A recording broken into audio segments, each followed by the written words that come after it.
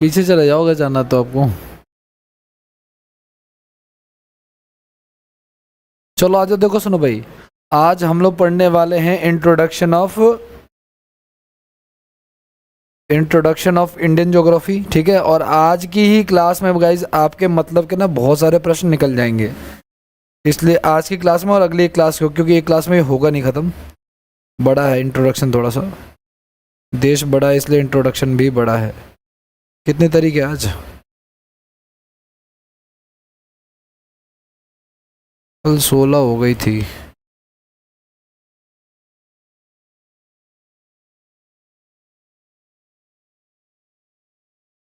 सत्रह तरीका current affairs, हाँ मैंने भेज दिया। चलो आ जाओ करें। सुनो मेरी बात ध्यान से। इंट्रोडक्शन ऑफ इंडिया, देखो थोड़ा बहुत इंट्रोडक्शन तो आपको वैसे भी पता होना चाहिए, ठीक है। अगर कोई पूछे ना, चलो पहले ओवरऑल देख लेते हैं, उसके बाद फिर आगे की बात बताता हूँ।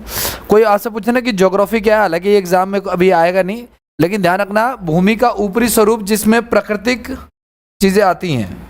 भूमि का, जमीन का ऊपरी हिस्सा है ना भाई, जिसमें क्या आती हैं प्राकृतिक विभाग, जैसे कि पर्वत हो गए, देश हो गए, बड़े बड़े द्वीप हो गए, ठीक है, महासागर हो गए, नगर नदी नदी, ये सब कुछ आता है। उसको हम लोग क्या कहते हैं, उसके अध्ययन को क्या कहते हैं, भूगोल कहते हैं, ठीक है ना। ठीक है, ये एक बंदा था जिसका नाम था स्ट्रैबो, ठीक है ना। स्ट्रैबो नाम याद रखना, रीजन क्या है कि इसी के हिसाब से आएगा, ठीक है। उन्होंने इसको ना भूगोल वेता कहा है और इतिहासकार भी रहा है ये स्ट्रैबो, ठीक है ना। तो भूगोल का ऐसा, उन्होंने डेफिनेशन दी भूगोल की कि भाई ऐसा सब्जेक्ट है ये जिसका उद्देश्य लोगों को विश्व की आकाशीय पिंड, स्थल यानी जमीन, महासागर, है ना, जीव जंतुओं, वनस्पति, फलों और भू धरातल के क्षेत्रों को देखे जाने वाली प्रत्येक अन्य वस्तु का ज्ञान प्राप्त कराना है, ठीक है।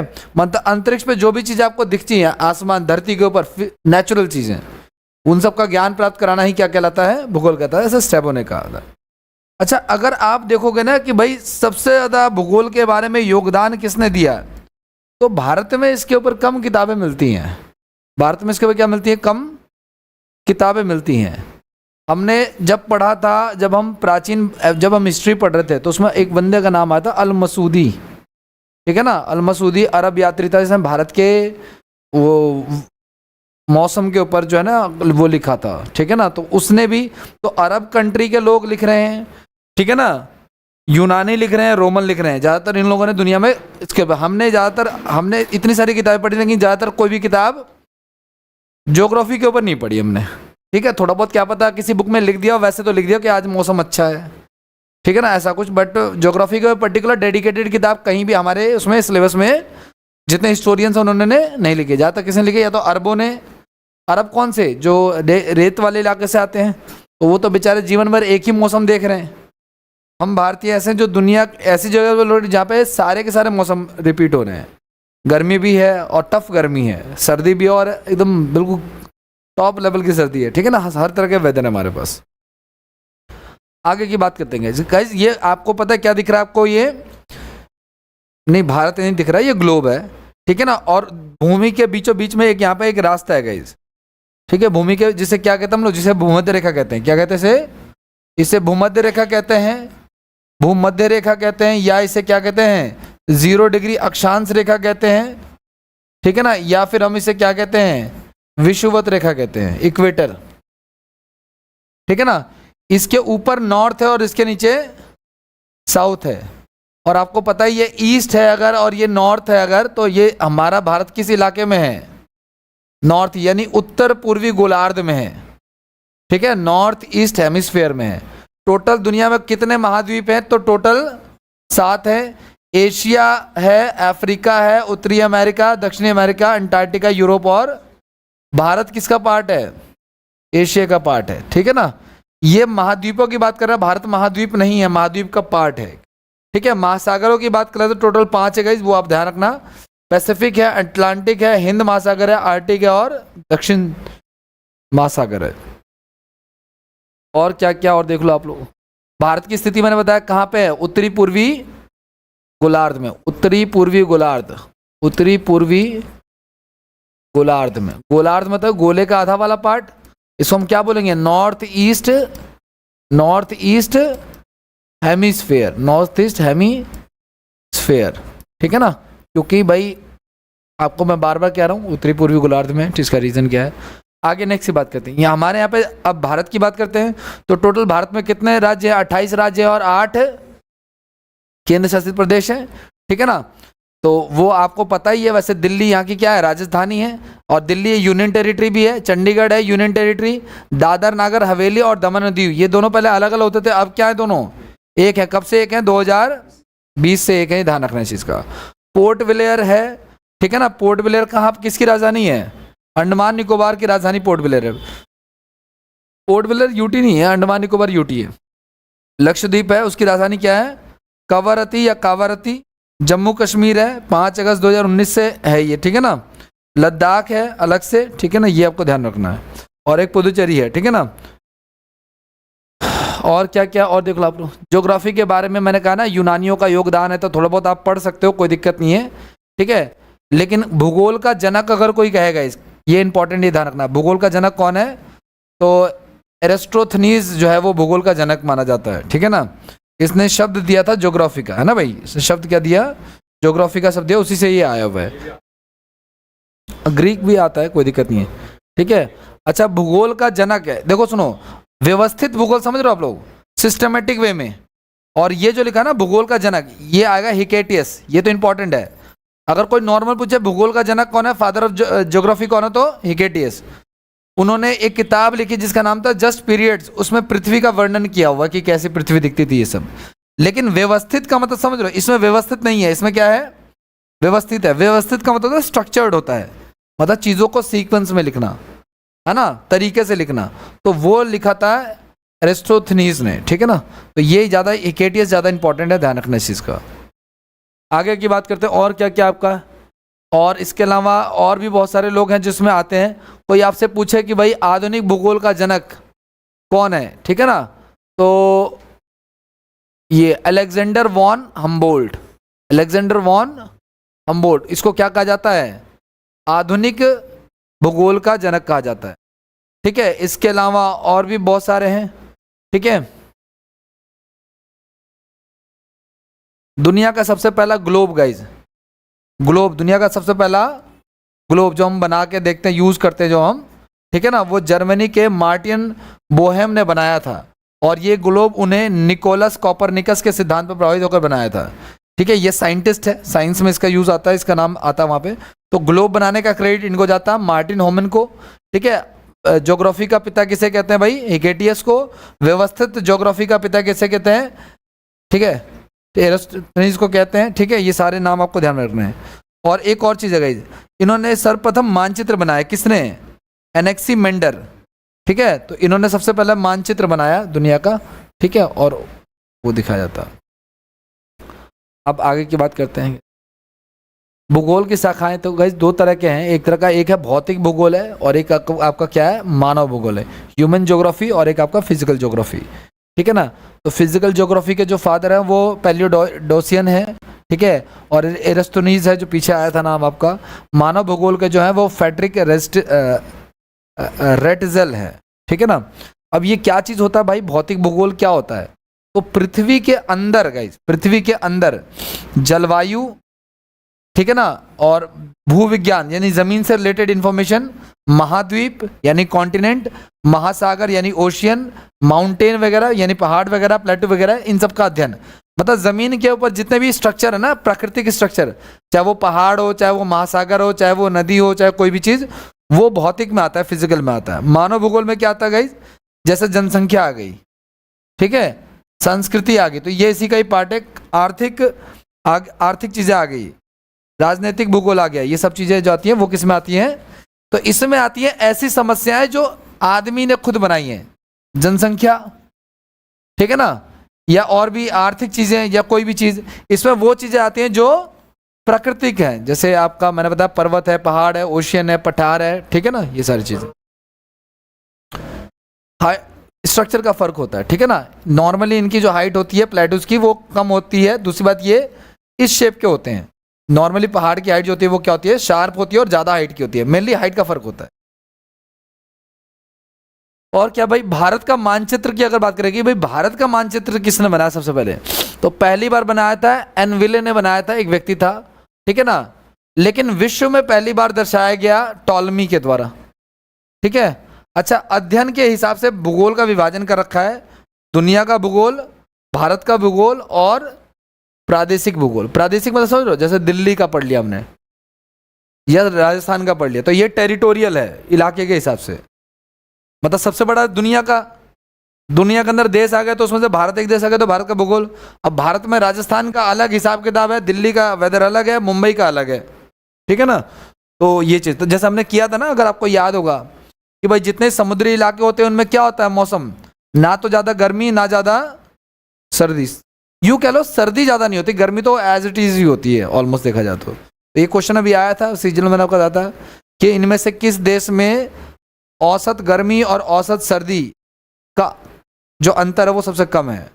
ऑप्शन में मुंबई है, दिल्ली है, इंदौर है, पाकिस्तान है। तो क्या आंसर होगा इसका, मुंबई होगा, वो इलाका जो समुद्र के किनारे होता है, ठीक है। जैसे जिससे मेरी शादी हुई वो समुद्र के किनारे रहने वाले लोग हैं, तो वो यहाँ पे आते हैं तो उनको गर्मी से भी दिक्कत है और सर्दी से भी दिक्कत है, क्योंकि ना तो उनके अंदर बहुत सर्दी होती है, बहुत सर्दी एक्सट्रीम, तो वो शॉल ओढ़ते हैं, बहुत ज़्यादा होता है, तो वो भी अगर 4 कदम चल रहे तो हीट आएगा बॉडी में तो छोड़ देंगे शायद, ठीक है ना। हमारे यहाँ पे सर्दी चालू, शॉल तो अभी भी सुबह ओढ़ लेते हैं अगर एसी वैसी चल रहा हो तो, ठीक है, वो चीज़ है। बारिश का अलग हिसाब किताब होता है, बारिश होती है, ठीक है, बहुत ज़्यादा होती है बारिश, हाँ ये बात सच है। आगे की बात करें भाई, और इंट्रोडक्शन की बात करते हैं भाई। भारत का नाम, भारत के तो कई नाम है भाई, तो भारत नाम देखो, भारत नाम है, इंडिया नाम है, हिंदुस्तान नाम है, आर्यवर्त नाम है, जम्बू द्वीपे, है ना। तो ये राजा दुष्यंत और रानी शकुंतला के पुत्र भरत पे पड़ा, ये स्टोरी में हमने बचपन में पढ़ा था। इंडिया नाम हमें किसने दिया था, यूनानियों ने नाम दिया है। हिंदुस्तान नाम हमें किसने दिया है, ईरानियों ने दिया है। और आर्यवर्त नाम हमें आर्यंस ने दिया, वो जो वैदिक सिविलाइजेशन में थे। और जम्बू द्वीप हमारे ग्रंथों में है ना, रामायण महाभारत इन सब में मिला हुआ है। लेकिन हमारे संविधान में गाइस, भारत के संविधान में 2 ही नाम है, इंडिया और कौन से आर्टिकल में, आर्टिकल 1 में गाइस, ठीक है, भारत राज्यों का संघ होगा। अब आगे की बात करते हैं, कितने राज्य इसमें टोटल, 28 राज्य, और ठीक है, तो ये 8 यूटी तो मैंने आपको बता ही दी है, ठीक है, ये रिपीट हो रहा है, 28 राज्यों का आपको ध्यान में रखना है। अब आगे भारत की लोकेशन की बात करते हैं। मैंने बताया भारत कहाँ पे है, नॉर्थ ईस्ट हेमिस्फेयर में है। कहाँ पे है, उत्तरी पूर्वी गोलार्ध में। उत्तरी पूर्वी कहाँ पड़ेगा भाई, ये हमारा गोलार्ध हो गया, गोले का आधा हिस्सा, उसके नॉर्थ ईस्ट में यहाँ पे लोकेटेड है भारत, ठीक है, लोकेशन इसकी यहाँ पे। अच्छा, महाद्वीप किस महाद्वीप में है भाई, तो और एशिया महाद्वीप में भी साउथ में है, एशिया महाद्वीप में भी किस तरफ है, साउथ में। तो साउथ एशिया कंट्रीज में भारत आता है, पाकिस्तान आता है, श्रीलंका आता है, चाइना आ जाता है कुछ हद तक, ठीक है ना, चाइना का कुछ हद तक आता है, ठीक है ना। अब वैसे एग्जैक्ट नहीं, बट चाइना को भी रखते हैं। दूसरी बात, बांग्लादेश आ जाता है, ठीक है, श्रीलंका बोल दिया मैंने, ठीक है, तो ये सारी कंट्रीज आती है, ठीक है। तो भारत भारतीय उपमहाद्वीप का भाग, सुनो मेरी बात ध्यान से, सुनो मेरी बात। भारत आता है पूरे गोले में कहाँ पे, नॉर्थ ईस्ट में। किस महाद्वीप में आता है, एशिया महाद्वीप में। कहाँ आता है, दक्षिण एशिया में। कहाँ आता है, दक्षिण एशिया में जितने देश आते हैं उसको कहा जाता है भारतीय उपमहाद्वीप। दक्षिण एशिया में जितने देश आते हैं उसे क्या कहते हैं, क्या आता है उसमें, भारत आता है, पाकिस्तान आता है, ये श्रीलंका आता है, बांग्लादेश आता है, नेपाल आ जाएगा आपका, ठीक है ना। म्यांमार को जनरली मैंने देखा नहीं है, लेकिन बोल सकते हो आप म्यांमार को, ठीक है ना। जनरली बड़े बड़े देश रखे जाते हैं, ठीक है ना, लेकिन म्यांमार को रखना होगा तो वहीं रखेंगे, कोई ऑप्शन नहीं है हमारे पास, ठीक है ना, वो चीज़ है। आप समझ गए आप लोग, भूटान को रख सकते हो आप लोग, ठीक है ना, ये सब चीज़। तो ये दक्षिण एशिया के देश हैं। भूटान को इसलिए लगता है हमारा कोई कॉन्फ्लिक्ट नहीं होता इसलिए ज़्यादातर, ठीक है ना। तो ये सारे देश मिलकर भारतीय उपमहाद्वीप कहलाते हैं। पाकिस्तान किसका हिस्सा है, भारतीय उपमहाद्वीप का देश है। लोकेशन वाइज पता चल रहा है आपको। अगर पूछूं कि श्रीलंका जो है, अच्छा ये क्वेश्चन अभी आया था सीजीएल में, श्रीलंका भारत से किस डायरेक्शन में है,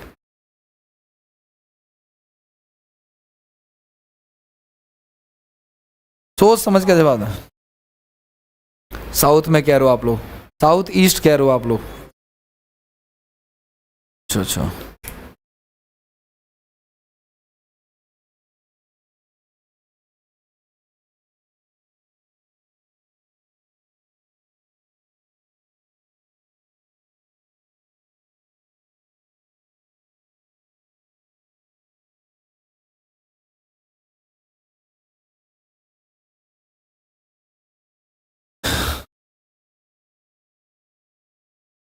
इसका आंसर साउथ ईस्ट हो जाएगा। क्या हो जाएगा इसका आंसर? ये क्वेश्चन अभी आया था, ठीक है ना, ये क्वेश्चन अभी आया था, CGL 2024 मेंस में आया था। आगे की बात करें, ध्यान से सुनना आप लोग। भारतीय उपमहाद्वीप में क्या क्या आता है? मैंने बताया इंडिया, पाकिस्तान, नेपाल, भूटान, बांग्लादेश, श्रीलंका और मालदीव्स वगैरह था, ठीक है ना। भारतीय उपमहाद्वीप दक्षिण एशिया का एक भौगोलिक क्षेत्र है, भारतीय प्लेट पर स्थित है, जो हिमालय के हिंद महासागर के दक्षिण को प्रक्षेपित भी करता है। वो कोई दिक्कत नहीं। आगे बढ़ते हैं नेक्स्ट की बात को। अच्छा, एरिया की बात करें तो 32,87,263 वर्ग किलोमीटर, ये इंडिया का क्या है? क्षेत्रफल है। और पूरे विश्व का ये कितना परसेंट है? 2 पॉइंट, बहुत इंपॉर्टेंट है भाई। पूरी दुनिया में अगर मान लो 100 किलोमीटर की जमीन है तो हमारे पास कितनी है? 2.43 किलोमीटर है, और वो इतनी है। पूरी दुनिया की अगर जमीन का एरिया निकालें तो जितना आएगा उसका 2.43 हमारे पास है। लेकिन जनसंख्या कितनी है? विश्व की जनसंख्या का अकेले 17.5% जो है वो हमारे पास है।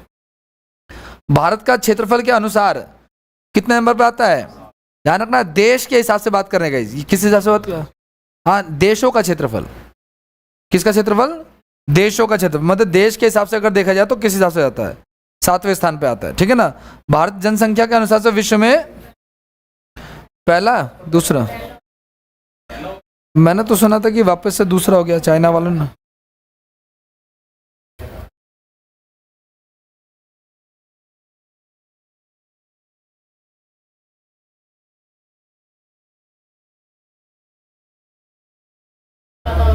इंडिया ही है। अब इंडिया ही फिलहाल, ठीक है ना। एक्चुअली ना ये जो हम बताते हैं ना पहला है, ये पहला हम अपने हिसाब से बता रहे हैं जो डाटा आ गया, लेकिन ये डाटा डिक्लेयर जो करेगी नहीं संस्था, उसके हिसाब से माना जाता है ये सब। हमारे कह देने से पहला। अब हमने देखा कि भाई हमारी जो आबादी है वो लगभग 141 करोड़ है, और चाइना की 140 करोड़ है ना। तो 1 आधा करोड़ ज़्यादा ही हम है ना, 1-2 करोड़ ज़्यादा हम उनसे।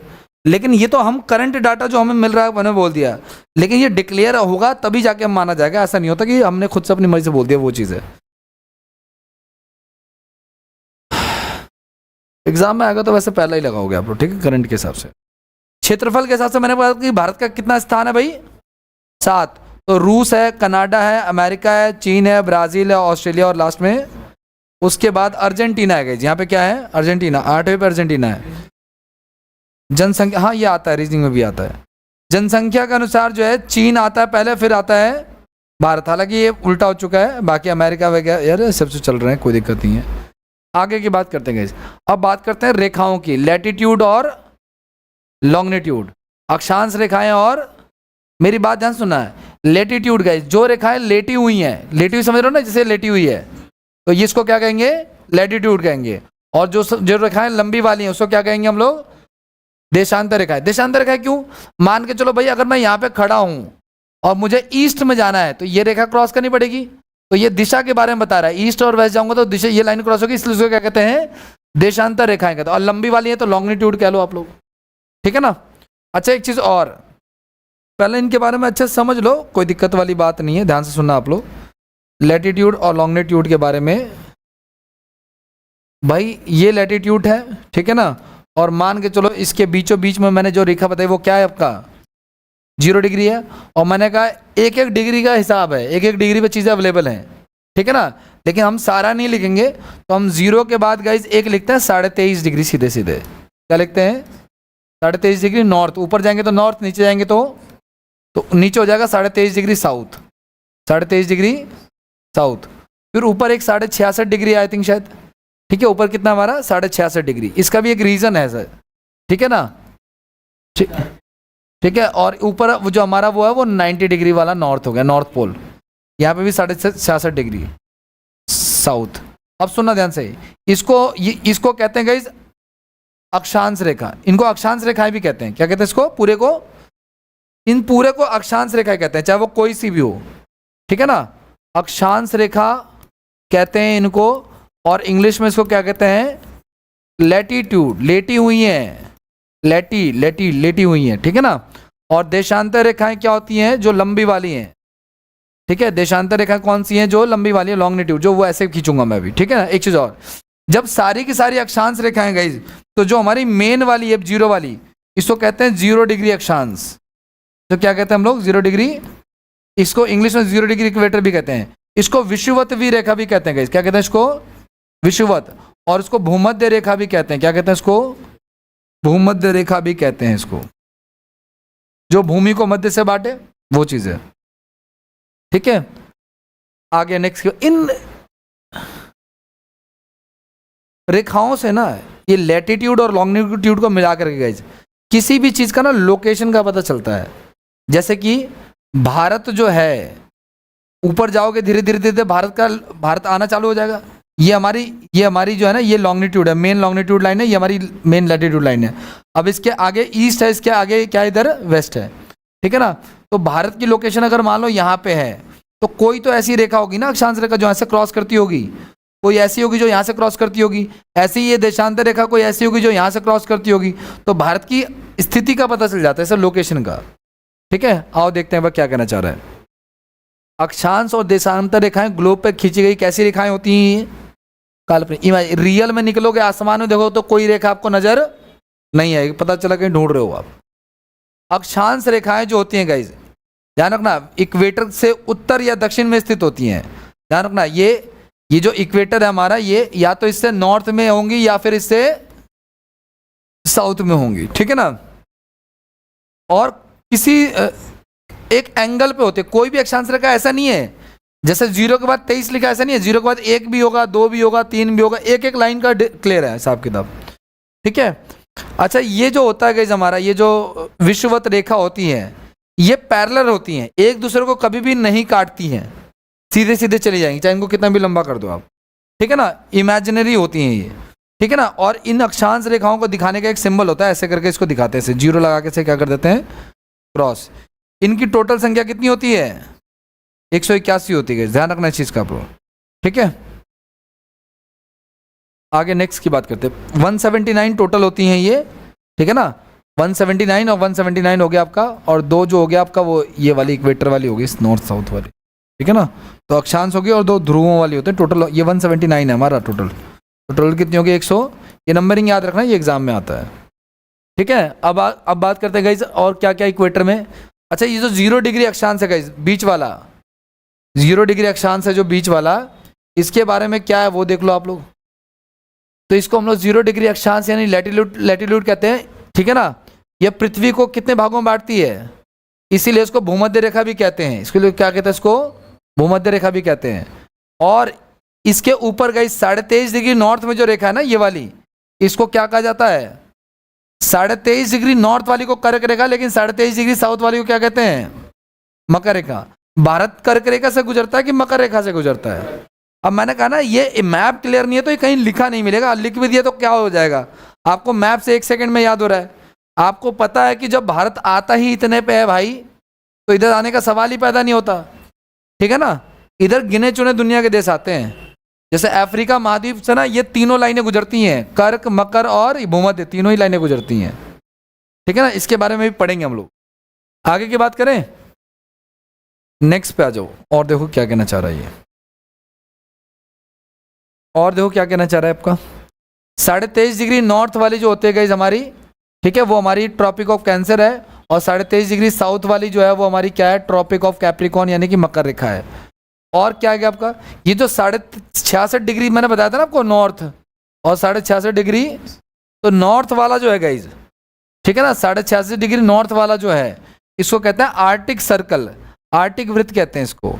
और जो साउथ वाला है गाइज, 66.5 डिग्री साउथ वाला, इसको कहते हैं अंटार्कटिक सर्कल, अंटार्कटिक वृत्त कहते हैं। इसके अलावा सबसे ऊपर जो डॉट दिख रहा है आपको, इसको उत्तरी ध्रुव कहते हैं। 90 डिग्री नॉर्थ वाला जो, इसको क्या कहते हैं हम लोग, उत्तरी ध्रुव यानी कि नॉर्थ पोल कहते हैं हम लोग इसको, ठीक है। और ये जो 90 डिग्री साउथ वाला, इसे हम लोग क्या कहते हैं, उसे साउथ पोल कहते हैं, ठीक है ना। ये सारी चीजें अब ध्यान सुना, मान के चलो एक 0 डिग्री हो गया, एक मैंने खींच दिया यहाँ पे 1 डिग्री, वो भी तो होगा कहीं ना कहीं। तो 2 अक्षांश रेखाओं के बीच की दूरी अगर आपको निकालनी है, तो ध्यान रखना कि 1 डिग्री जो है ना, वो कितने किलोमीटर के बराबर होगा, 111 किलोमीटर के बराबर होगा। तो अगर मुझे यहां से दूरी निकालनी है ना, मकर रेखा की मान के चलो अगर आप, ठीक है ना, तो 111 को 23 से गुना करा दो आप, या 24 से गुना करा दो या 23.5 से गुना करा, इतने किलोमीटर का डिस्टेंस है हम लोग, ठीक है। अप्रॉक्सीमेटली कितना आ जाएगा, कम से 200-250-300 किलोमीटर के अराउंड आ जाएगा ऐसा कुछ, ठीक है, ठीक है। 200 नहीं, सॉरी 2200 समथिंग किलोमीटर का डिस्टेंस आ जाएगा। आगे की बात करें, दूसरा क्या हमारा गाइस, देशांतर रेखाएं।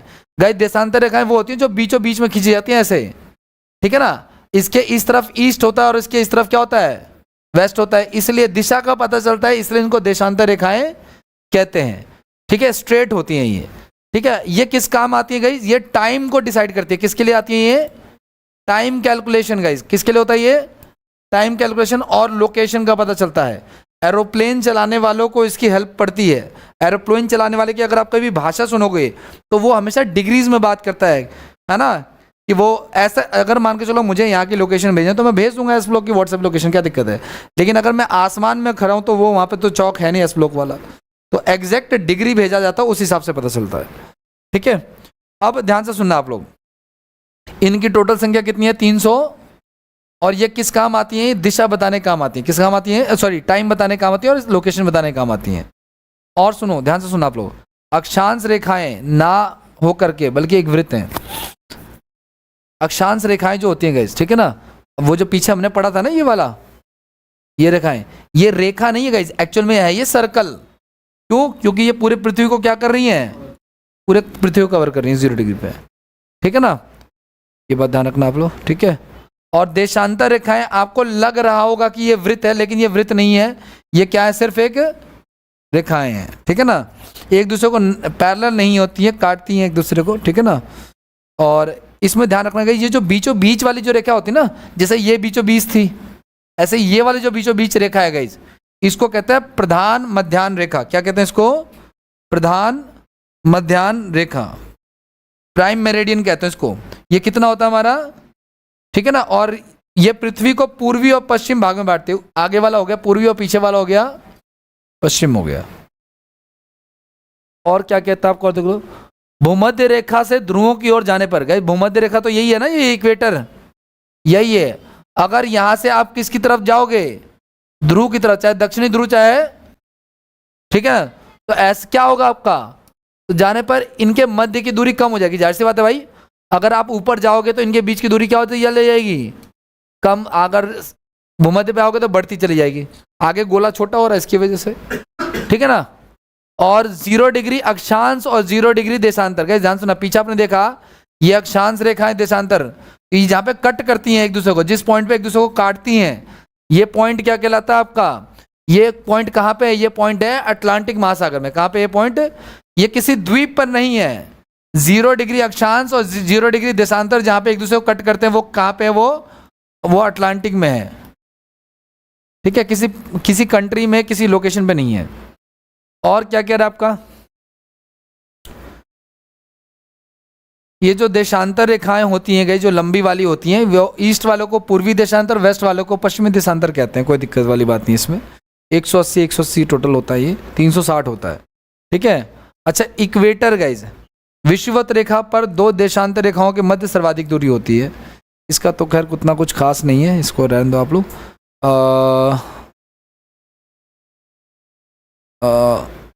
ध्यान से देखना आप लोग, एक ये भी जान लो आप लोग, विषुवत रेखा पर इस पॉइंट पे कहना चाह रहा है, ये विषुवत रेखा ना, आपको पता है पृथ्वी जो है वो थोड़ी सी दबी हुई है, बीच से क्या हल्की सी, तो बीच में ये डिस्टेंस ज्यादा होगा और यहाँ पे डिस्टेंस क्या होगा, कम होगा। तो 2 देशांतर रेखाएं जो होती है ना, उनके बीच की दूरी यहाँ पे इक्वेटर पे सर्वाधिक होती है। ऊपर क्या होगी, कम होगी, नीचे क्या होगी, ज्यादा होगी, ठीक है ना। वो बात ध्यान रखना है। तो विषुवत रेखा 2 देशांतर रेखाओं के मध्य की दूरी कितनी होती है, लगभग 32 किलोमीटर के अराउंड होती है। एक चीज और, देशांतर रेखाएं कौन सी वाली होती हैं, जो दिशा बताती हैं, जो लंबी वाली होती हैं, है ना, ये वाली। तो जो 0 डिग्री देशांतर रेखा गई, ये गुजरती है कहाँ से, ये गुजरती है लंदन के ग्रीनविच से गुजरती है, जिसको प्रधान मध्याह्न रेखा भी कहते हैं, ठीक है ना। यहीं से टाइम स्टार्ट होता है, ठीक है ना। आप कभी भी जब आप अपने मोबाइल में जब क्लॉक, इंटरनेशनल क्लॉक खोलते हो, तो उसमें लिखा रहता है 5:30, ये इंडिया का टाइम है। क्यों, क्योंकि हम इस प्रधान मध्याह्न रेखा से 5.5 घंटे आगे हैं। कितना आगे है? अब इसका कारण क्या है, ये तो जब हम इंडिया का पढ़ेंगे तो मैं आपको प्रूफ करके दिखा दूंगा, कैलकुलेट करके क्यों आगे होते हैं। लेकिन ध्यान रखना कि ये जो 1 डिग्री अगर आपने एक लाइन क्रॉस कर ली ना, समझ लेना कि 4 मिनट। एक लाइन नहीं, 1 डिग्री क्रॉस कर लिए तो कितना मिनट? 4 मिनट। अब जब भारत का लोकेशन देखेंगे तो कैलकुलेट करके हम लोग बता देंगे कि कैसा होता है। अब एक्चुअली होता क्या है ना, मैं तुम्हें बताऊं, भारत का अगर आप लोकेशन देखोगे, मान लो भारत ये है, तो तुम्हें पता है कि जब देशांतर रेखा आएगी तो पहली रेखा तो गुजरात से होकर गुजरेगी ना भाई, ग्लोब में। मान के चलो ये ग्लोब है आपका, मेन देशांतर रेखा ये भारत है।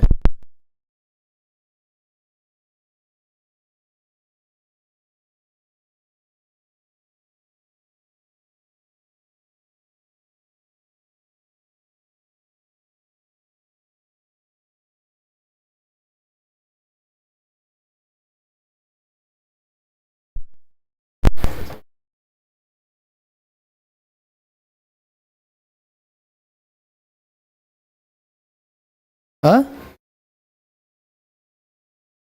खुद आइए।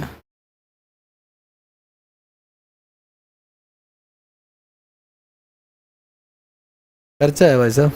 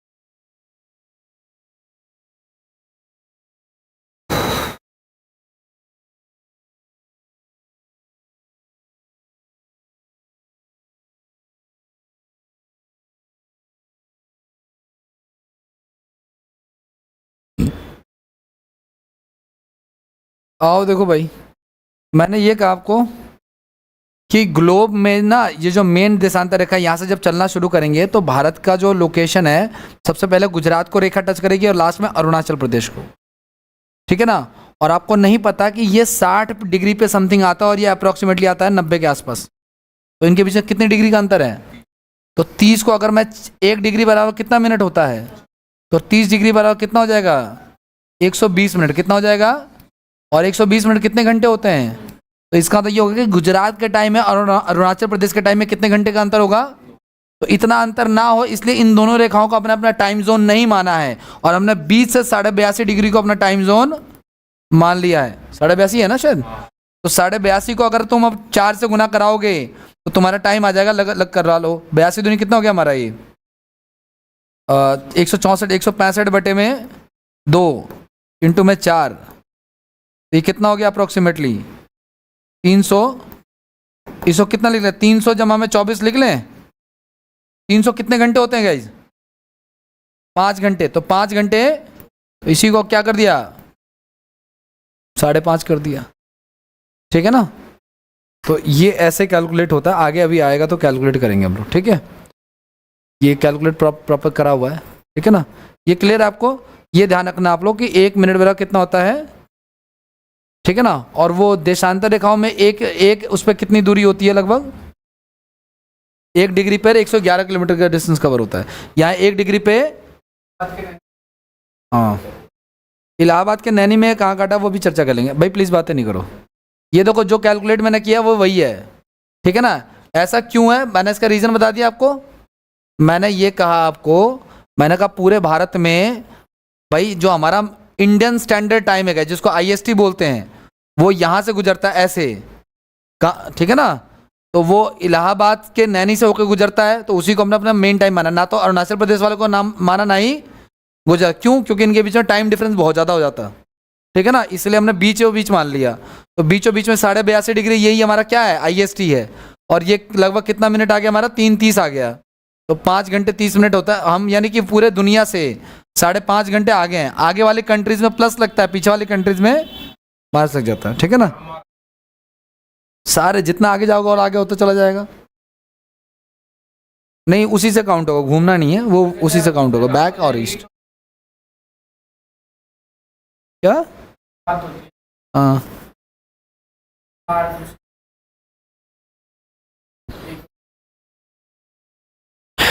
सुनना भाई, ये मान लो ये हमारा ये हो गया, ठीक है ना। भारत 5.5 घंटे आगे है, और मान लो इससे आगे मान लो ऑस्ट्रेलिया में है कोई, तो ये भाई मान के चलो अगर 20 घंटे या 22 या 25 घंटे का डिफरेंस होगा तो टाइम डिफरेंस तो आएगा ही आएगा। यहाँ पे दिन होगा तो वहाँ रात हो जाएगा, वो चीज़ है। पूरब से निकलता है उसी डायरेक्शन से। आगे की बात करेंगे इस। अब ये देखो, ये है भारत की लोकेशन। आज देखो भारत कौन से गोलार्ध में है दोस्त? उत्तरी पूर्व। यहाँ पे बना हुआ है ना, तो जब यहाँ पे बना हुआ तो 0 डिग्री अक्षांश से ऊपर जाएंगे तो सबसे पहली रेखा जो टच करेगी गाइस, ये वाली, ये कितने पे टच करेगी? 8-4। और आखिरी रेखा जो यहाँ पे टच करेगी वो क्या होगी हमारी? इसको इंदिरा कोल कहते हैं गाइस, और इसको क्या कहते हैं? कन्याकुमारी, या इसको केप कैमेरियन भी कहते हैं गाइस। क्या कहते हैं इसको? केप का मतलब बताया था ना, किसी जमीन का जो निचला हिस्सा जो त्रिकोणीय होता है ना, उसको बताता है केप होता है वो, ठीक है। तो ये हो गया। अब इसकी बात, ये तो अक्षांश रेखा 8 से लेकर के कितना 37 तक, और ये हमारी देशांतर रेखा कितना 68 से लेकर के 97 तक। इसीलिए गए। अच्छा, जब मैं आप लोगों की तरह बिगनर था और मैं सोचता था कि यार जब हमने बीचों बीच से अपना टाइम जोन बनाया है तो वो इलाहाबाद क्यों बोल रहा है, वो चंडीगढ़ बोलता है, हरियाणा बोलता है, ये लाइन खींचनी चाहिए थी उनको। तो उन्होंने ऐसा खींचा गाइस जो नेपाल से सीधे आते हुए कहां पे टच कर रहा है वो, और यहां उड़ीसा से आउट हो जा रहा है। मैं ये भी सोचता था कि आईएसटी पे बने हुए जो कंट्रीज हैं वो प्रॉपर केवल गिने चुने राज्यों में क्यों आ रहे हैं, उड़ीसा में और इसमें, क्योंकि इसके बाद हमारा फिर बंगाल की खाड़ी चालू हो गया, कोई राज्य है ही नहीं। समझ पा रहे हो इस चीज को आप लोग? कहने का तात्पर्य ये है मित्रों,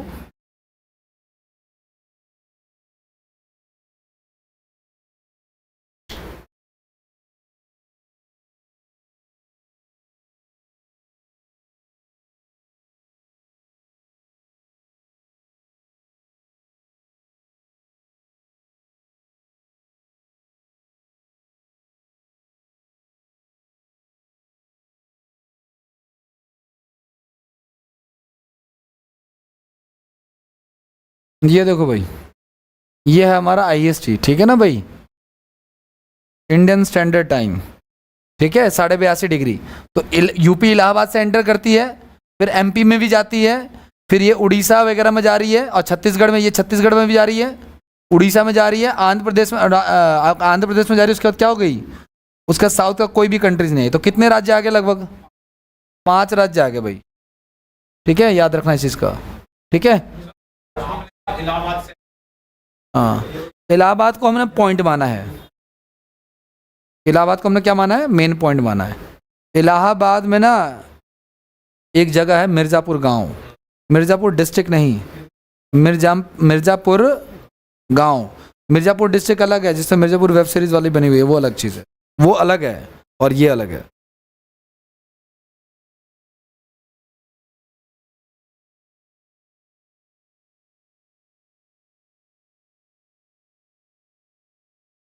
हाँ, उसको इंद्रकोल बोलते हैं। अभी आगे आएगा।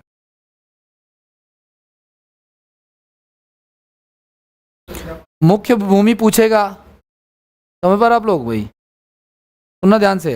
अगर आपसे कोई पूछेगा ना भारत की मुख्य भूमि क्या है, तो ये मुख्य भूमि वर्ड बोलेगा आपसे, तो हमारा क्या कन्याकुमारी आंसर होगा, है ना। और भारत का सबसे दक्षिणम बिंदु बोलेगा, समझ पा रहे हो? वो बोलेगा जरूर शब्द में। और अगर नहीं बोलेगा तो ऑप्शन एक ही देगा, और अगर दोनों देगा तो जो दक्षिणतम पे है वो लगाओगे आप, ठीक है ना। ये सारी चीजें। तो गैस ध्यान से सुनना, ये हो गया हमारा कन्याकुमारी, ये हो गया हमारा इंदिरा कोल, ये जो गुजरात में जो पॉइंट टच करता है गैस उसे गुहार मोती कहते हैं, ठीक है। और ये जो अरुणाचल प्रदेश का जो लास्ट पॉइंट है उसे किबुथु कहते हैं, ठीक है। तो ये ध्यान रखना आप लोग। कितना कितना बताया मैंने आपको भाई?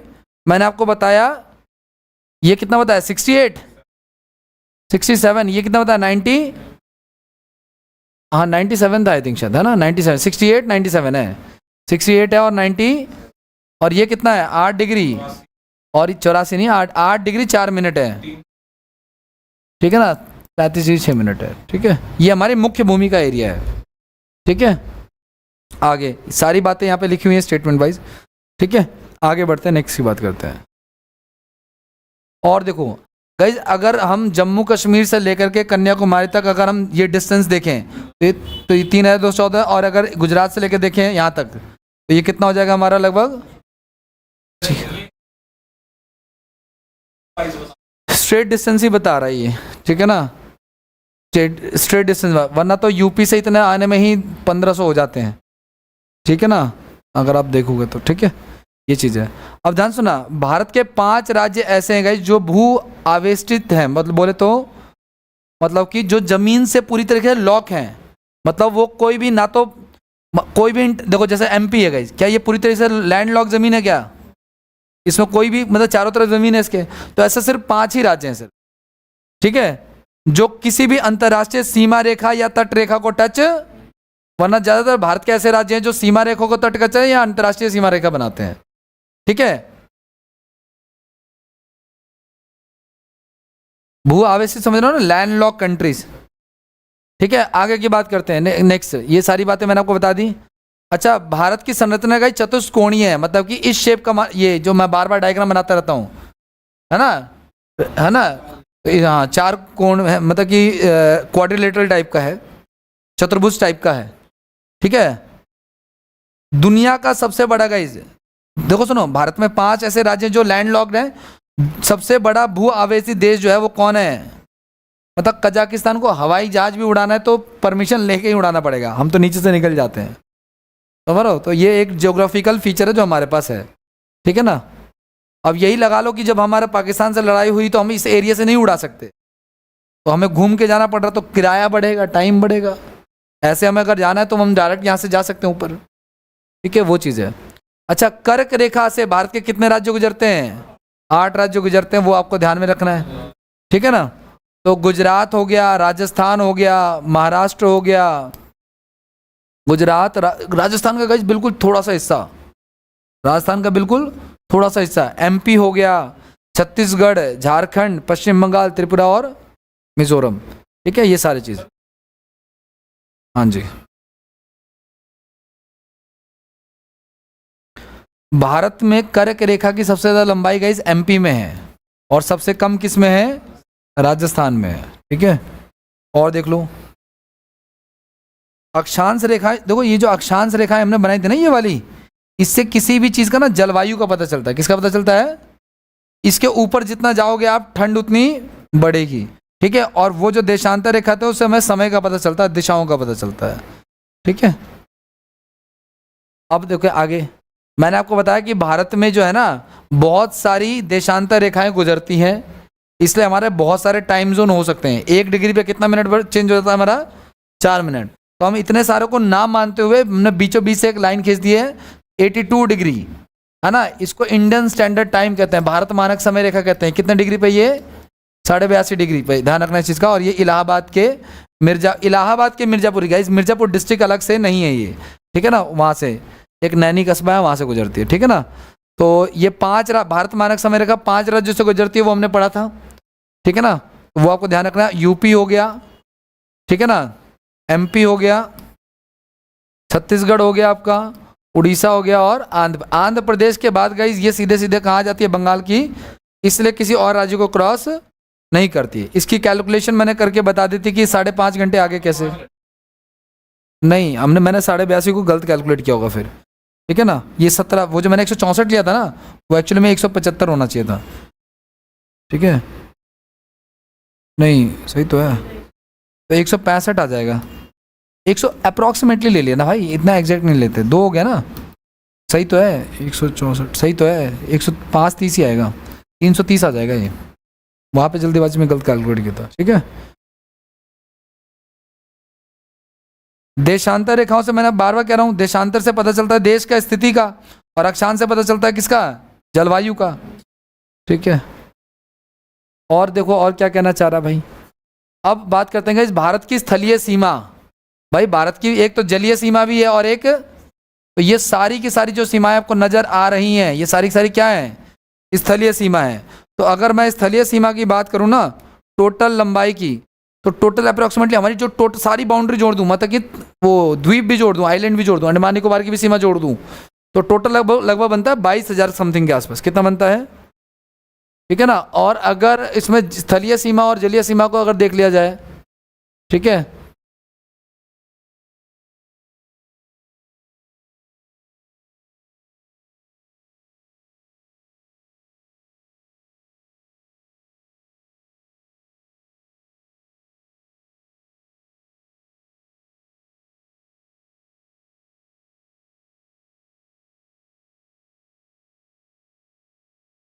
ये वाली, ठीक है ना भाई। भारत की टोटल बाउंड्री कितनी है? 22,716। अब ये जो 22,716 है ना गाइस, 22,716 है जो दिख रहा है आपको, इसमें तीन चीजें हैं। एक तो इसमें स्थलीय सीमा है ना, स्थलीय सीमा मतलब जो लैंड बाउंड्री है। एक इसमें तटीय सीमा है, बोले तो ग्रीन वे ब्लू वाला जो कोस्टल बाउंड्री है। और एक इसमें आपका द्वीपीय सीमा भी है, द्वीपीय मतलब कि आइलैंड वाली, ठीक है ना। तो तटीय और द्वीपीय तो एक ही बात होगी एक तरह से। टोटल कितना है इसमें से? स्थलीय सीमा पता कितनी है? 15,200 अप्रोक्सीमेटली। और इन दोनों को मिला के फिर कितना बच जाएगा? घटा लोगे आप लोग, ठीक है, 7,716। उसमें से जो कोस्टल बाउंड्री है वो हमारी 6100 है, और जो तटीय सीमा है वो हमारी कितनी हो जाएगी? घटा लोगे आप इनका अप्रोक्सीमेटली जो भी डिफरेंस आएगा, ठीक है ना। कितना आ जाएगा? लगभग 1400 समथिंग, 1416 आ जाएगा, है ना भाई, 1416 पॉइंट समथिंग आ जाएगा, ठीक है। तो भारत की तटीय रेखा कितनी है? लगभग 22,000 किलोमीटर अप्रोक्सीमेटली, 15,100 किलोमीटर ऊपर है स्थलीय सीमा, 7,000 समथिंग जो है वो 7,500 नीचे है कौन सी? तटीय सीमा प्लस में द्वीपीय सीमा। और द्वीप का कितना लगभग उनका गैप आ जाएगा, ठीक है। नहीं, पूरा काउंट करा ऐसे, ऐसे चल के गए, ऐसे ऐसे काउंट कर किसी गोल कैसे काउंट करेंगे वो? नहीं नहीं, गोल नहीं काउंट करा, पूरा कैलकुलेट करके किया है सबका। जैसे मान लो उसको जूम करेंगे तो ये ऐसे है ना, इसकी पूरी बाउंड्री सब कैलकुलेट करिए। हमारा ये पूरा एरिया तो है नहीं, वो चीज़ है, ठीक है। सुनना ध्यान से, तो ये हो गया हमारा। तो भाई टोटल सीमा मैंने कहा, स्थलीय सीमा कितनी बताई मैंने आपको? 15,000। ये स्थलीय की बात कर रहा है, सिर्फ टोटल की बात नहीं कर रहा है ये। और गाइज ये जो स्थलीय सीमा है गाइज, ये टोटल कितने राज्यों को टच करती है? 16। यहाँ से क्वेश्चन बनते हैं तगड़े तगड़े, तो याद रखना इस चीज का। और सबसे ज्यादा सीमा लगती है किसके साथ?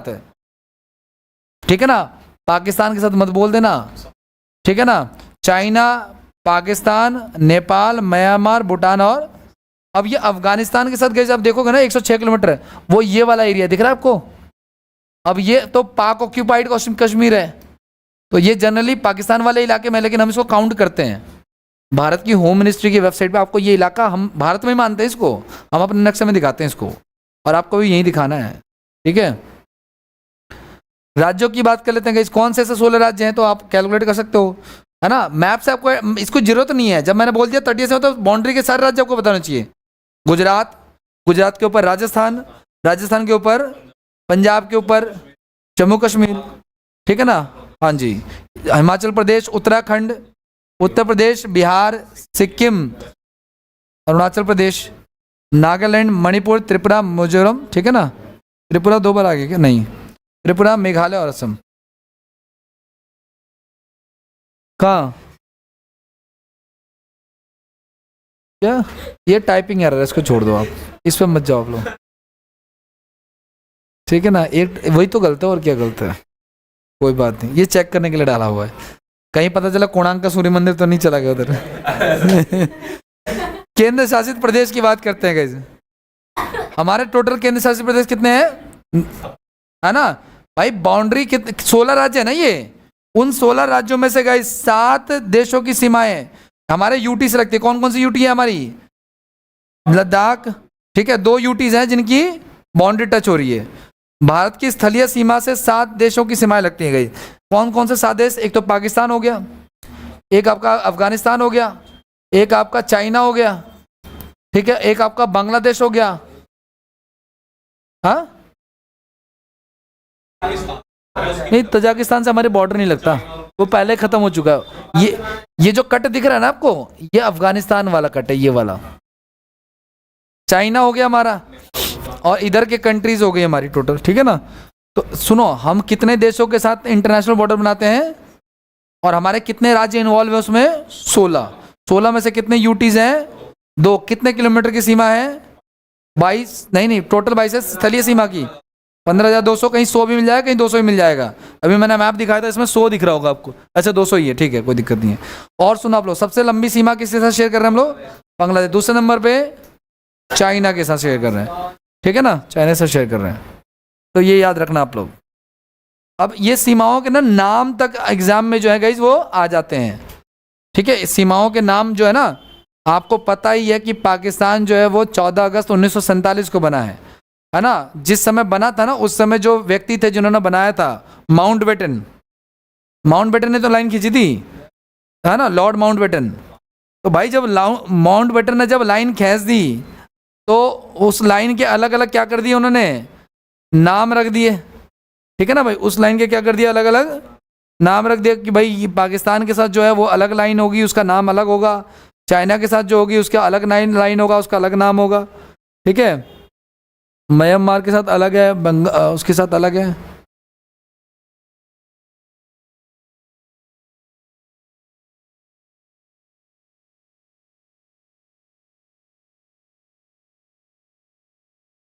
ये वाली भाई,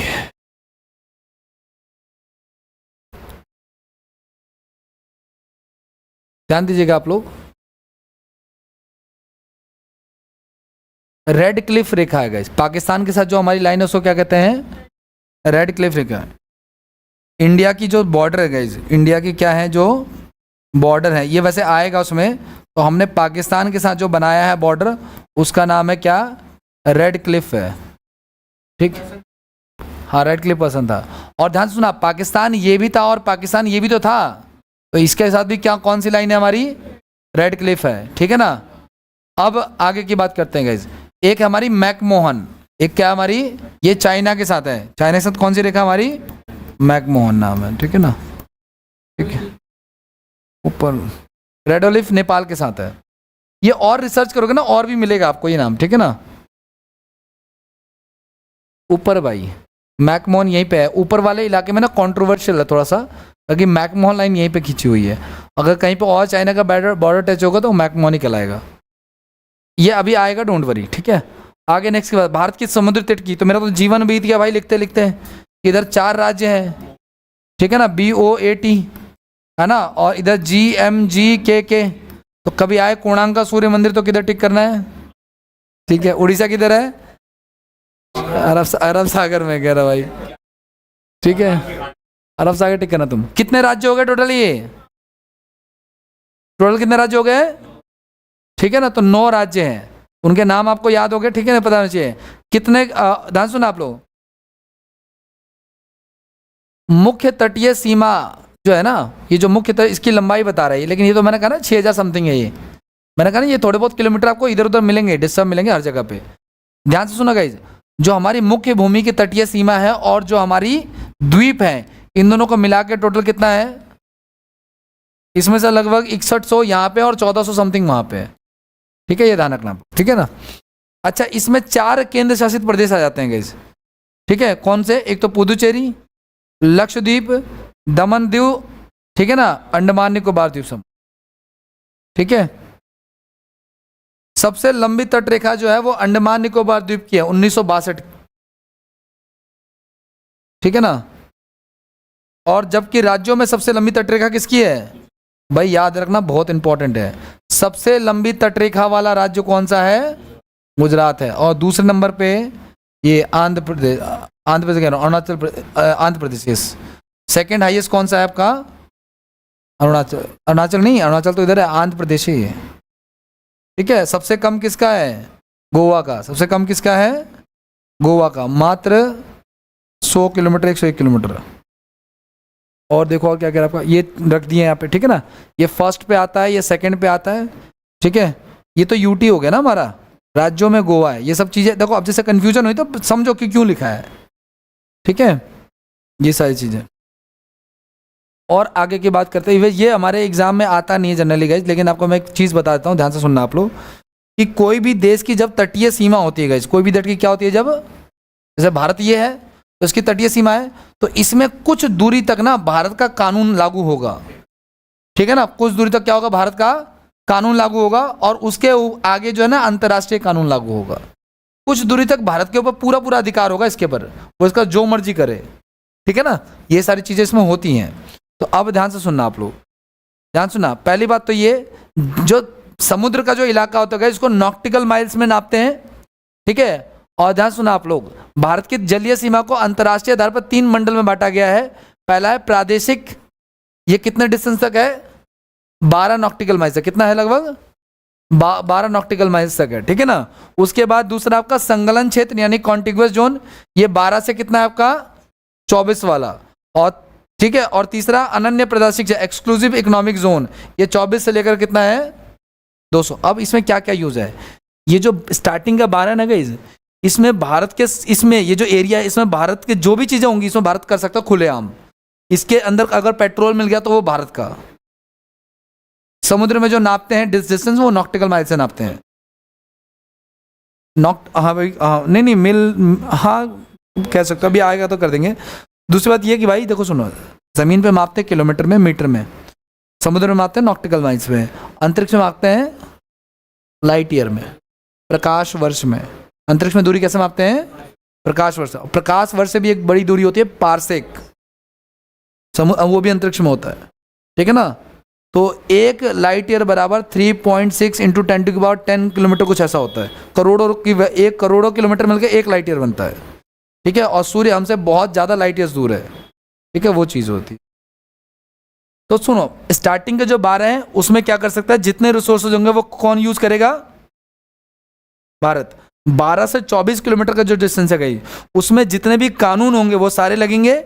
सीमा शुल्क कस्टम ड्यूटी भारत रखेगा, पर्यावरण का ध्यान भारत रखेगा, सारी उस पर वो होगा, ठीक है ना, कानून वगैरह सब भारत का। जो तीसरा वाला होता है गाइज, इसमें भारत का राजनीतिक अधिकार नहीं होता है, ठीक है ना। इसमें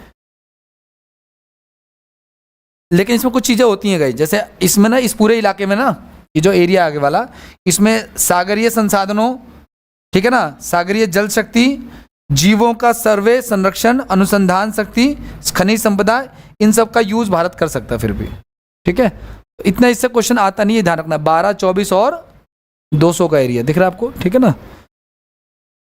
और क्या क्या, और देखो आप लोग, अब बात करते हैं नॉर्थ ईस्ट के राज्यों के, यहाँ से भी क्वेश्चन आते हैं, चाहे वो स्टैटिक जीके में आ रहे हो, चाहे वो वैसे आ रहे हो, कहीं ना कहीं क्वेश्चन फंसते हैं इसके, ठीक है।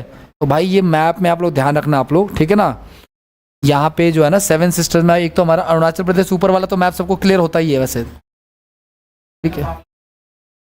हाँ, नागालैंड हो गया हमारा, मणिपुर हो गया, मिजोरम हो गया, और ये हो गया हमारा त्रिपुरा, ये हो गया हमारा मेघालय, ठीक है। और ये हो गया हमारा, जैसे आपको इंडिया का मैप क्लियर है ना भाई, ऐसे ही आप लोग ये नॉर्थ ईस्ट का मैप बना लेना, आप लोग दिमाग में सेट कर लेना। अरुणाचल प्रदेश, नागालैंड, है ना, और क्या हो गया आपका मणिपुर, मिजोरम, त्रिपुरा, और है ना, हाँ मणिपुर, त्रिपुरा, मेघालय, MTM से बना लेना आप लोग, ठीक है ना। और असम यहाँ पे हो जाएगा, ठीक है ना, इस तरीके से।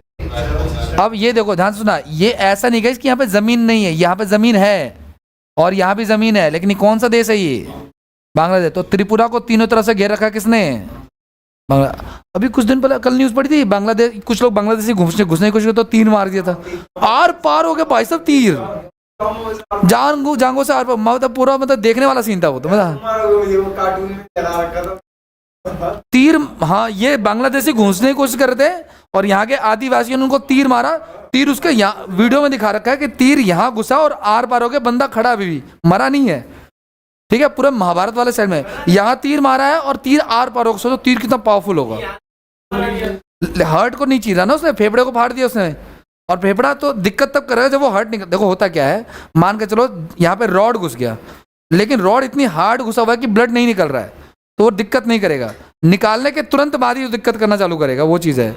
तो वो जितनों को तीर लगा था ना, सबके सब सही थे, मरा कोई भी नहीं था, लेकिन देख के ऐसा लगा था कितना पेनफुल सिचुएशन है यार। ठीक है ना, एक के यहाँ सोचो आर पार हो गया तीर, कितनी तेज तीर की पावर होगी, मैं देख कर आना था। तो कल आदिवासी ट्राइबल्स में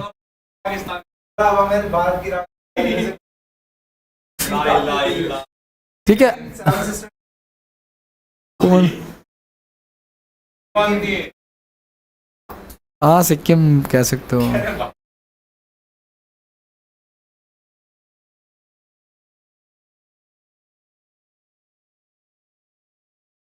आगे करें भाई,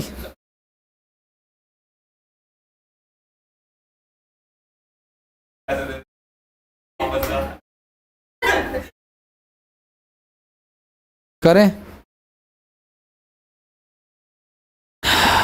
उत्तर पूर्वी राज्यों में टोटल कितने राज्य हैं? 8 राज्य हैं। इसमें असम है, अरुणाचल प्रदेश, नागालैंड, मणिपुर, मिजोरम, त्रिपुरा, मेघालय और सिक्किम को भी शामिल करते हैं। सिक्किम के अतिरिक्त बाकी सब जो जुड़े हुए हैं उनको 7 बहनें कहते हैं, तो भाई आप उसको मान लो, ठीक है।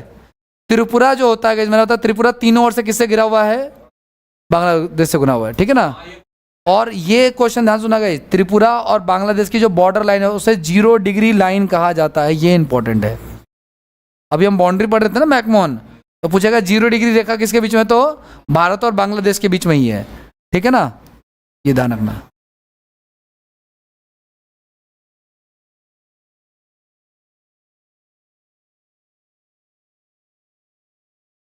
सिक्किम, हाँ चलो आजा देखते हैं नेक्स्ट।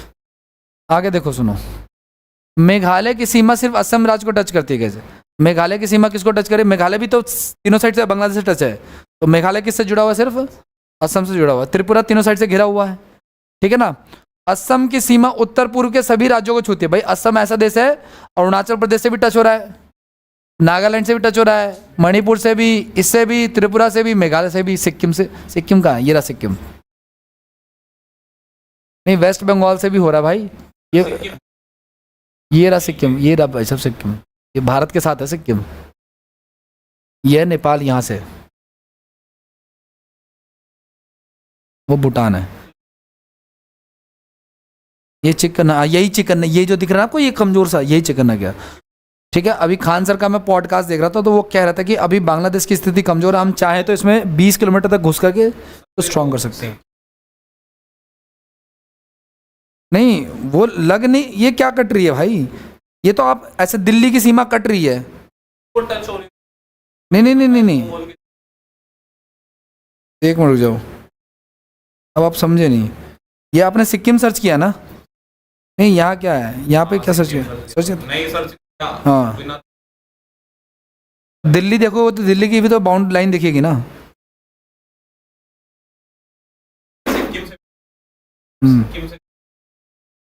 सिक्किम से नीचे टच हो रहा? अच्छा कहाँ लिखा है? सिक्किम की सीमा पूर्व में भूटान से, ये तो पढ़ो, सिक्किम की सीमा पूर्व में भूटान से, भूटान हमारा नहीं है, छोड़ दो। उत्तर में तिब्बत से, वो हमारा नहीं है। पश्चिम में नेपाल से, हमारा नहीं है। और राज्यों में सिर्फ पश्चिम बंगाल से लगती है, तो मे भी हो सकता है ये कट रहा होगा। यहाँ पे ऐसा होगा कि भूटान की या तो सीमाएं आ रही होंगी, ऐसा कुछ होगा।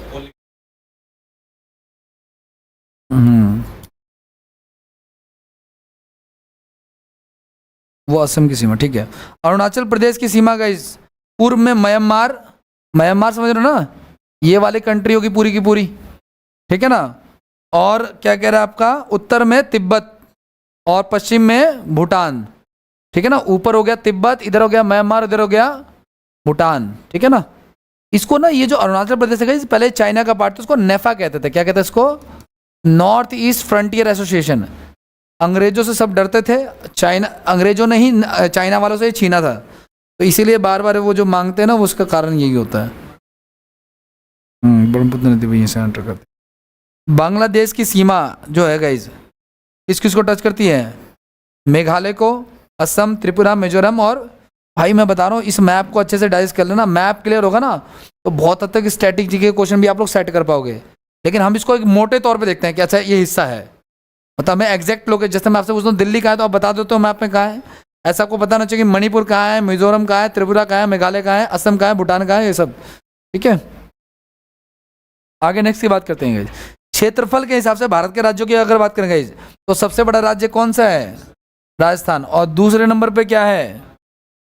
दूसरे नंबर पे क्या आपका मध्य प्रदेश है। दूसरे नंबर पे क्या है? ठीक है, ये एक बार क्रॉस चेक करना आप लोग, ठीक है। वैसे मेरे हिसाब से सही लिखा है, एमपी ही होगा शायद। फर्स्ट पे राजस्थान, दूसरे पे एमपी, थर्ड पे, चौथे पे नंबर पे कौन आता है? यूपी। जनरली लगता है लेकिन ऐसा है नहीं है। और पांचवें नंबर पे आता है गुजरात। ठीक है, अगर छोटे से बात करेंगे तो सबसे छोटा कौन है? उससे बड़ा सिक्किम, फिर त्रिपुरा, फिर नागालैंड। ठीक है ना, ये बात है। गोवा, सिक्किम, त्रिपुरा। ठीक है ना। भारत की सबसे बड़े जिले की बात करेंगे तो जिलों में सबसे बड़ा कच्छ का जिला है। पूरा सुनसान वीरान ये पूरा इलाका जो है वो कच्छ का जिला। दूसरा लेह आता है, तीसरा आता है जैसलमेर। माहे जो है वो सबसे छोटा जिला है गाइस। सर्वाधिक जिले कहाँ पे हैं? ठीक है, ये सब 76 हो गया। आप एक बढ़ गया ना, ये प्रयागराज वाला जो है ना बना था कुछ ऐसा। चेक करना भाई यूपी में कितने जिले हैं। एक जिला भी ये जो हाँ डिस्ट्रिक्ट यूपी में अभी जो ये प्रयागराज हुआ था उसका एक नया जिला डिक्लेयर हुआ था।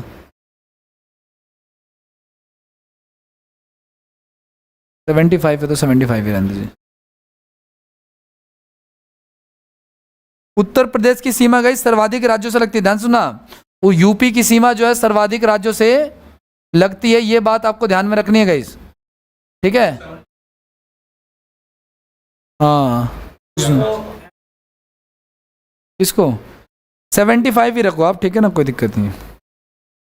मैं ये बात कर रहा हूं सबसे ज्यादा किस राज्य की बाउंड्री टच होती है, तो सबसे ज्यादा कितने राज्यों से टच करती है? 9। एक यूनियन टेरिटरी हो गया दिल्ली, ठीक है ना, बाकी सारे जो है नॉर्मल स्टेट हो गए। और करते हैं क्या, अन्य महत्वपूर्ण फैक्ट क्या हो, देखो भारत का सबसे नगरीकृत राज्य कौन सा है? गोवा है। ये ध्यान रखना, नगरीकृत मतलब कि जहाँ पे शहर वाला अर्बनाइजेशन है, ठीक है। और नगरीकृत जो है आपका सबसे कम जो है आपका हिमाचल प्रदेश है। ठीक है, भारत में मध्य प्रदेश सबसे अधिक वन वाला राज्य है। ये तो खैर अभी मैं फॉरेस्ट रिपोर्ट पढ़ाऊंगा 2024, ये लेटेस्ट के हिसाब से पढ़ना पड़ेगा आपको। 2000 किसके हिसाब से? 25 के हिसाब से। 24 में इसकी रिपोर्ट आई थी, वन रिपोर्ट किस में आई थी? अब देखो आपसे कह रहे ना कि भारत में सबसे वन वाला राज्य कौन सा, तो वन तो चेंज होते रहते हैं, ठीक है। तो उस हिसाब से ये आपको लेटेस्ट रिपोर्ट पता होनी चाहिए, ठीक है। एग्जाम में जो पूछा जाएगा उस हिसाब से, तो करंट अफेयर्स का टॉपिक होता है वैसे तो ये, ठीक है।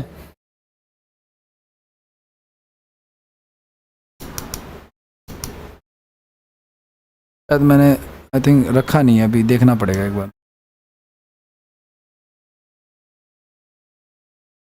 फॉरेस्ट रिपोर्ट है क्या कुछ?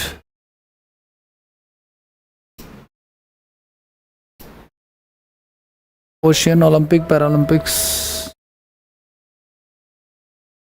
नहीं इसमें, ठीक है कोई ये रहा वन स्थिति 2024, इसमें आपको लेटेस्ट वाला मिल जाएगा। ये लेटेस्ट आता है जो एग्जाम में पूछा जा सकता है, ठीक है। तो सबसे ज़्यादा फॉरेस्ट कहाँ पे है, क्या है, अब ये अलग टॉपिक ही है एक्चुअली, ठीक है। तो इसमें मैं आपको दिखा दूंगा अप्रोक्सीमेटली, शायद मे बी ये मैंने क्वेश्चन रख रखे हैं, पीडीएफ नहीं है, ठीक है। खैर इसको इसी में डाल देता हूँ, आप लोग इसको पढ़ लेना एक बार, ठीक है ना, अच्छे से।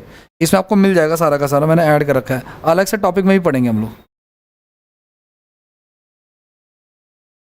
वापस आ जाओ, किस पे थे हम लोग भाई? एमपी में सबसे ज़्यादा वन है, वैसे अभी भी ना शायद एमपी में ही है। सबसे कम वन वाला राज्य कौन सा है? हरियाणा। मौसिन राम जहाँ पे सबसे ज़्यादा बारिश होती है, ठीक है, मेघालय में, ठीक है। भारत के केंद्र शासित प्रदेश हैं लेह, जिसमें सबसे कम वर्षा होती है, ठीक है। अरावली पर्वत जो है सबसे प्राचीन पर्वत श्रृंखला, अरावली हिल्स गाइस, यहाँ पे ऐसे दिल्ली तक आता ही, ठीक है। नीलगिरी हिल्स आपका, ठीक है ना, हाँ जी।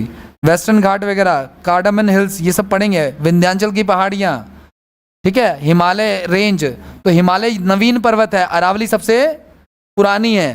पुरानी होने के कारण है इसको क्या कहते हैं, इसको प्राचीन पर्वत। जैसे हिमालय की हाइट बढ़ रही है ना, अरावली की हाइट क्या हो रही है? कम हो रही है, धीरे धीरे डिप्लीट हो रही है, ठीक है।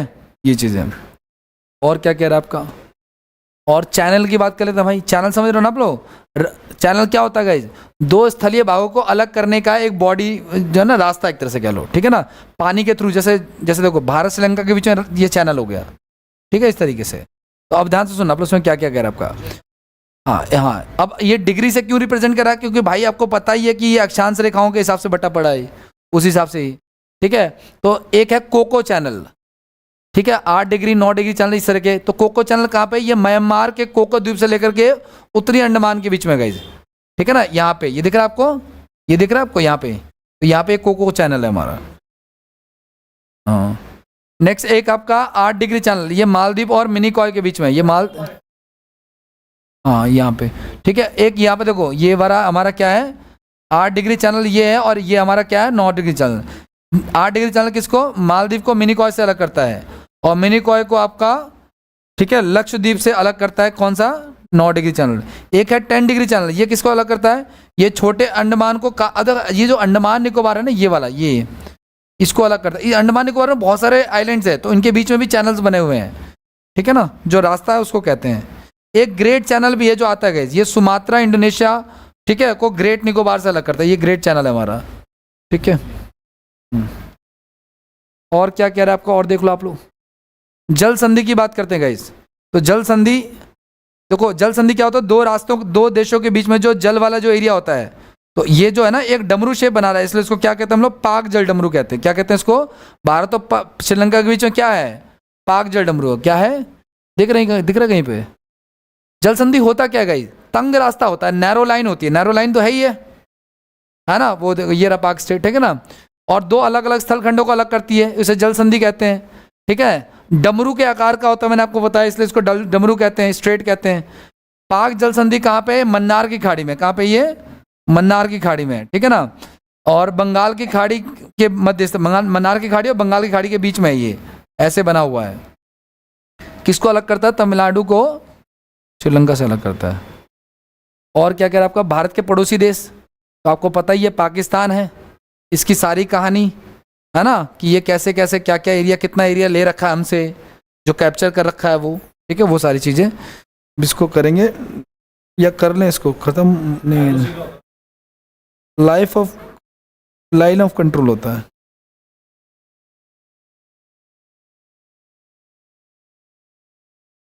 ध्यान से सुनना, भारत आज़ाद होता है, ठीक है भाई, प्लीज़ बातें नहीं। भारत के साथ हमारे 3 राज्य जो हैं वो, चाहे पाकिस्तान के साथ हमारे 3 राज्य बाउंड्री शेयर करते हैं, 2 यूनियन टेरिटरी हैं जो बाउंड्री शेयर कर रहे हैं। फिर टोटल लंबाई कितनी है इसके साथ? हाँ, ये राज्यों की बात कर रहा है, यूनियन टेरिटरी की बात नहीं कर रहा, लद्दाख नहीं करता हूँ, ठीक है, हाँ जी, ठीक है। 3323 किलोमीटर है, ठीक है ना। अब आगे क्या हुआ, ध्यान सुना, हमने एक यहाँ पे लाइन खींची भारत और पाकिस्तान के बीच में, रेड क्लिफ कहते हैं इसको। कब खींची भाई? 17 अगस्त 1900, 14 अगस्त को पाकिस्तान, 15 अगस्त को, 16 छोड़ के 17 को लाइन खींच दी भाई 1948 के युद्ध में। अब आगे क्या होता है, ध्यान सुना, इन्होंने कुछ, इनकी ना एक पाकिस्तान में एक जनजाति थी गई जिसको कबायली कहते हैं, कबायली जनजाति, 6-6 फुट के लड़ाके होते थे इसमें। हाँ, इन लोगों ने भारत पे अटैक किया उस समय में, जिस समय अभी स्थिति उतनी बेहतर नहीं थी, और उन्होंने जाकर के इस वाले इलाके को क्या कर लिया, ऑक्यूपाइड कर। लगभग ये 20-25 किलोमीटर के आसपास का अंदर है, एरिया है, ठीक है ना। तो ये एरिया वर्ग किलोमीटर में इतना आता है जो पाकिस्तान के कब्जे में है, इसको क्या कहते हैं? पाक ऑक्यूपाइड कश्मीर कहते हैं। और इसमें से इतना एरिया इन लोगों ने 1963 में किसको दे दिया? ले भाई, इतना ये वाला जो एरिया, ये वाला दिख रहा है आपको, ये एरिया दे दिया किसको? गिफ्ट कर दिया किसको? एरिया किसका? ले किसने लिया? पाकिस्तान है, और गिफ्ट किसको कर दिया? ठीक है, तो ये सारा एरिया जो है उस पर। अब ध्यान से सुना, जब सियाचिन, यही कल मैं न्यूज़ देख रहा था, उसमें ऑपरेशन मेघदूत आता है, जो कारगिल वॉर हुआ था ना 1999 में, उसकी शुरुआत यहीं से हो गई थी। ये जो एरिया दिख रहा है ना आपको गाइज, ये वाला जो एरिया दिख रहा है ना, इतनी बाउंड्री का, ये एक्सट्रीम ग्लेशियर वाला इलाका है। यहाँ पे ये इसको माना जाता है ऐसा कि ये ऐसा ही नो मैंस लैंड है, ये यहाँ पे कोई आदमी। लेकिन पाकिस्तान ने क्या किया कि 13 अप्रैल 1984 में कुछ अपने जो है भेजे टेररिस्ट वगैरह, और इस एरिया को क्या कर लिया, ऑक्यूपाइड करने की कोशिश की। उसको हटाने के लिए हमने एक ऑपरेशन चलाया, ऑपरेशन, और उनको भगाया। फिर उस एरिया को हमने कब्जे में लिया, जो सियाचिन वाला एरिया, ये वाला, ठीक है ना। ये दुनिया का सबसे ऊंचा युद्ध स्थल भी है, ठीक है, ये बात ध्यान रखना, बैटल फील्ड है। और क्या कह रहा, और देखो आप लोग, एक और चीज़ है, गुजरात वाला जो एरिया दिखता है ना आपको, ये वाला एरिया दिख रहा है ना, यहाँ पे भी कुछ जमीन को लेकर हमारा उनसे कलेश चल रहा है, ठीक है ना। इसको सरक्रीक विवाद कहते हैं, जो पानी वाला इलाका ना, ये वाला दिख रहा है आपको, ये गुजरात का, ये गुजरात है पूरा, ठीक है, ये गुजरात नीचे से आ रहा है, ऐसे करके आ रहा है ना, गैप है, तो ये गैप वाले इलाके में कुछ हमारे ज़मीन को लेकर वो चलता है, उनसे कलेश चलता है। तो ध्यान से सुनना गाइस, भारत और पाकिस्तान के बीच में एक और रेखा होती है जो बाउंड्री की है, वो 24 डिग्री समानांतर, 23.5 डिग्री पे करके रखा है, उससे आधे डिग्री पे 24 डिग्री समानांतर जो है भारत और पाकिस्तान के बीच में बाउंड्री बनाती है, ठीक है ना। और ये इलाका पूरी तरीके से दलदली है, मतलब कि कोई खास इसका यूज नहीं है, यहाँ पे भी आदमी नहीं रहते हैं, ठीक है। तो ये इलाका भी थोड़ा सा कॉन्ट्रोवर्शियल है भारत के बीच में। इसके बाद बात करते हैं भारत और पाकिस्तान की, भारत और अफगानिस्तान की। अफगानिस्तान का ये वाला इलाका जो है ना, इतना वो एरिया शेयर होता है, ठीक है, लद्दाख से, ठीक है, बाउंड्री लगती है इसकी। सीमा की लंबाई जो है लगभग 106 किलोमीटर है। डुरंड रेखा जो है आपका इसमें खींची गई थी 1896 में, ठीक है, जो अभी वर्तमान में पाकिस्तान, भारत और अफगानिस्तान ऑक्यूपाइड हो गया ये। तो ये किसके बीच में अब, भारत और अफगानिस्तान, पाकिस्तान और अफगानिस्तान के बीच में।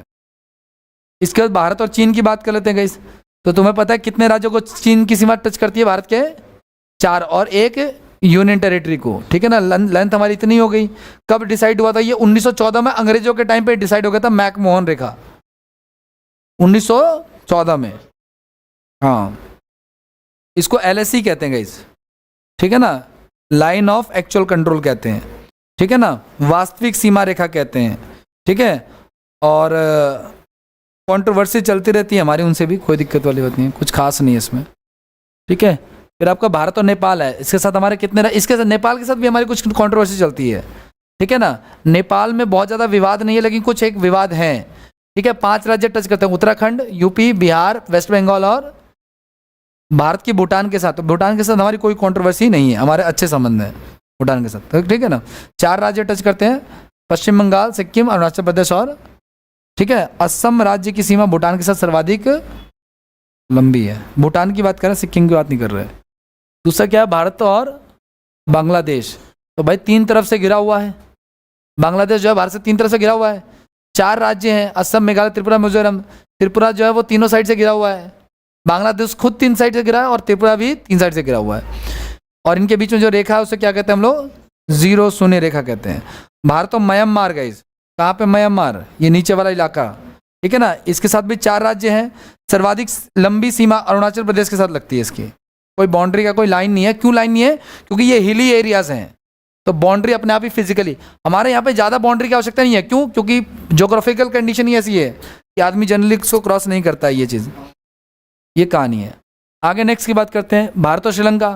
तो ये सबसे नज़दीकी पड़ोसी है, भारत का सबसे नज़दीकी समुद्री सीमा की दृष्टि से, ठीक है ना।